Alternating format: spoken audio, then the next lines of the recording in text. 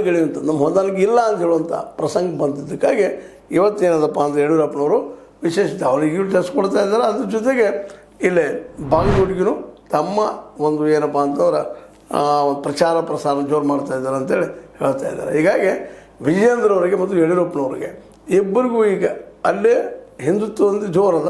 But ಇವರು ಮೂಲತಃ ಹಿಂದುತ್ವವನ್ನು ಪ್ರತಿಪಾದನೆ ಮಾಡಿದರೂ ಸಹಿತ ಹಿಂದುತ್ವವಾದಿ ಅಂತೇಳಿ ಇವ್ರನ್ನ ನೋಡೋದಿಲ್ಲ. ಯಡಿಯೂರಪ್ಪನವ್ರನ್ನ ಒಬ್ಬ ಲಿಬರಲ್ ಮ್ಯಾನಪ್ಪ, ಅದರಲ್ಲೂ ಮುಖ್ಯವಾಗಿ ವಾಜಪೇಯಿ ಅವರ ಗರಡಿಯಲ್ಲಿ ಬೆಳೆದಂಥವ್ರು ಇವರು ಅನ್ನುವಂಥ ಮಾತುಗಳಿದ್ದಾವೆ. ವಾಜಪೇಯಿ ಅವರು ಹಿಂದುತ್ವ ಅತಿ ಕಠೋರ ಹಿಂದುತ್ವವಾದಿ ಅಲ್ಲ ಅವರು, ಆದರೆ ಹಿಂದುತ್ವವನ್ನು ಪ್ರೀತಿ ಮಾಡ್ತಾಯಿದ್ರು, ವಿಶ್ವಾಸ ಇಡ್ತಾಯಿದ್ರು. ಆ ನೆಲೆಯಲ್ಲಿ ಬೆಳೆದು ಬಂದಂಥವ್ರು ಯಡಿಯೂರಪ್ಪನವರು.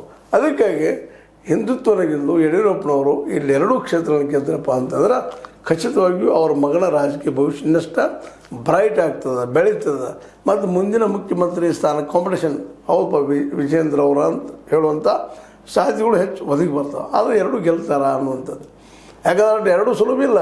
ಒಂದು ಕಡೆ DKC ಅವರು ನಿಂತಿದ್ದಾರೆ, ಇಲ್ಲೇ ಮಲ್ಲಿಕಾರ್ಜುನ ಅವ್ರ ಬೆನ್ನಿಗೆ, ಮತ್ತು ಜೊತೆಗೆ ಸಾದಿಕ್ ಅವರು ಈಗ ತವರು ಬಂದು ಪರ ಪ್ರಚಾರ ಮಾಡುವಂಥ ಎಲ್ಲ ಸಾಧ್ಯತೆಗಳು ಹೆಚ್ಚಾಗಿದ್ದಾವೆ.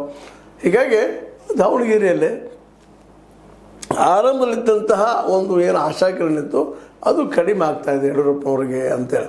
ಯಾಕಂದರೆ ಯಡಿಯೂರಪ್ಪನವರಲ್ಲಿ ಲೋಕಲ್ ವಿಶೇಷವಾಗಿ ಶಾಮನೂರು ಶಿವಶಂಕರಪ್ಪನವ್ರ ಹವ ಜೋರು ಇರೋದ್ರಿಂದಾಗಿ ಒಂದೇ ಒಂದು ಹೋಪ್ ಏನಪ್ಪ ಅಂದ್ರೆ ಮುಸ್ಲಿಮರು ಒಗ್ಗಟ್ಟಿನಿಂದ ತಮ್ಮ ಅಭ್ಯರ್ಥಿಗೆ ಓಟ್ ಹಾಕಿದ್ರೆ ಜಾಸ್ತಿ ಅದು ಹೋಪ ಅಂತೇಳಿ. ಇನ್ನು ಅದೇ ಕಾಲಕ್ಕೆ ಬಾಗಲಕೋಟೆಗೂ ಹೇಳಿದ್ದೆ ನಿಮಗಾಗಲೇ, ಬಾಗಲಕೋಟೆಯಲ್ಲೂ ಸಹ ಜಬರ್ದಸ್ತ್